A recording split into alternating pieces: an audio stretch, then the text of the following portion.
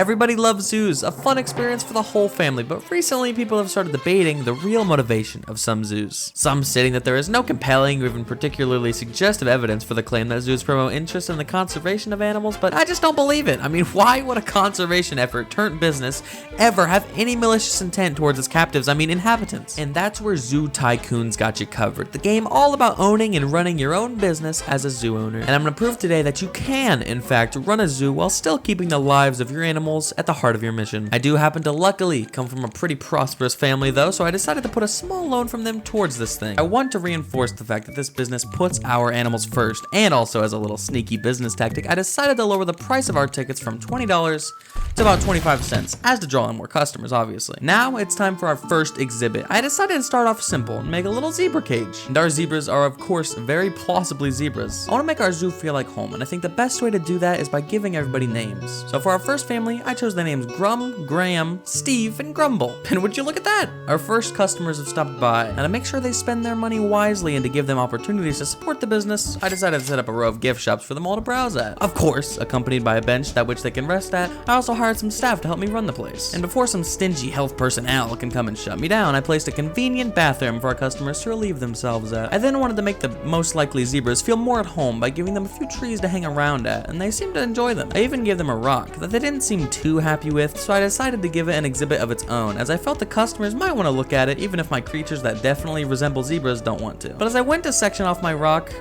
oops, it seems that Graham ran right into it. Don't worry, I'm sure he'll warm up to the rock eventually. I even gave him a couple of his favorite trees to help the place feel more like home. And hey, my idea seemed to be working. Guests are saying that the entrance fee is a steal.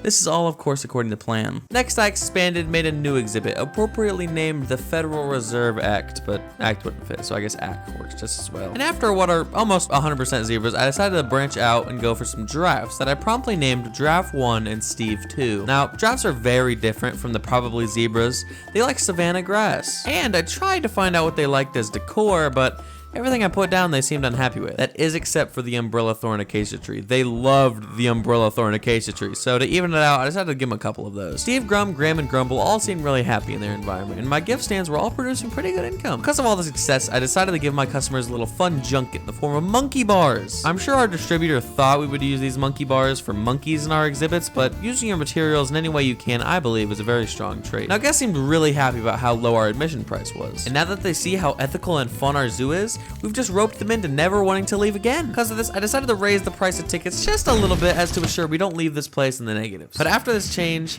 some kid named Guess23 said that he didn't think my zoo was all that great and that he's leaving. I've never heard of the 23s, and I think that this little twerp is stepping over a line of respect deserved by someone of a stature such as mine. So I decided to turn him into an example, but I neglected to think about the door that our exhibits had, so I couldn't really trap him in an exhibit. So instead I put him in a roped area, but it seems as if the 23 family have a past to sorcery, and he fucking vanished.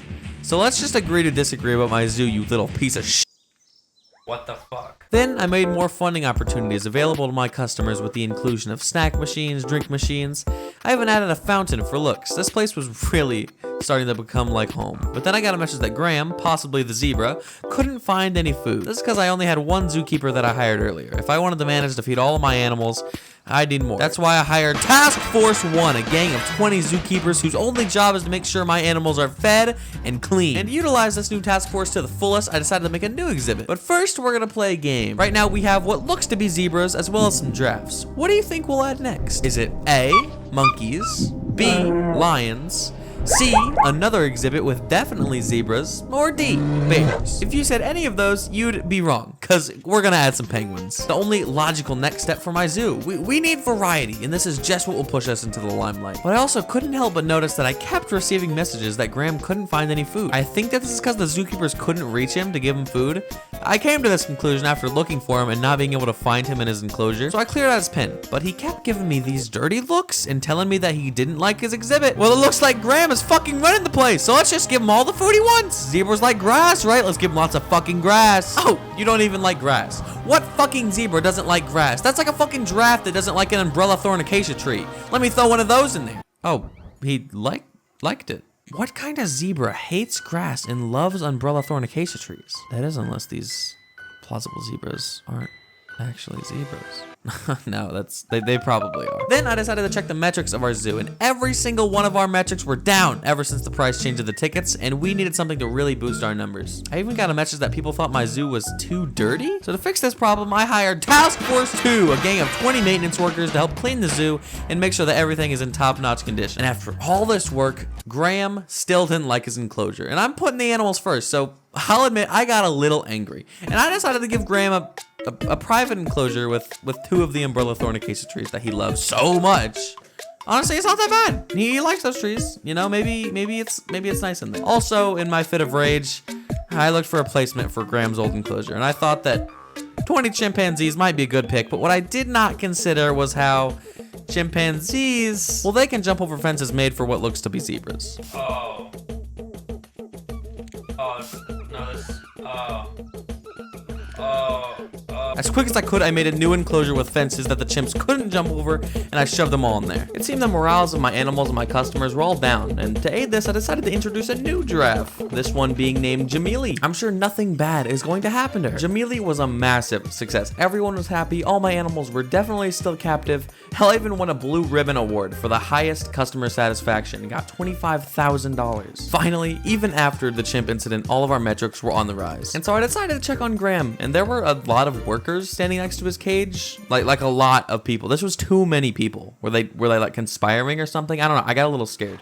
And I'll admit, after all this chaos that Graham has caused, I decided to just sell him. Just get rid of him and none of the... Wait, what the fuck? It's not letting me do it. What the hell? You know, this is stupid. I'm just getting rid of his cage and letting the zookeepers do their jobs. Yeah, there, finally. We no longer have to deal with any of Graham's shit. Anyway, I wanted the 20 chimps to feel a little better. And monkeys love climbing on trees, so what better than to give them an umbrella thorn acacia tree? They didn't seem to like it at first, but I'm sure it'll grow on them. It grows on everybody eventually. Now, everything seemed to be great at the zoo. There seemed to be a little bit of plastic in Jamili's cage, but I'm sure one of the workers will get that. I don't think it'll hurt anything. You know what? I bet even Graham is having a good time. Wait, where is he? I swear to God, I swear he was right here. What the fuck? No, not guest 23. No, I fucking knew it. I fucking knew they were zebras. I fucking knew.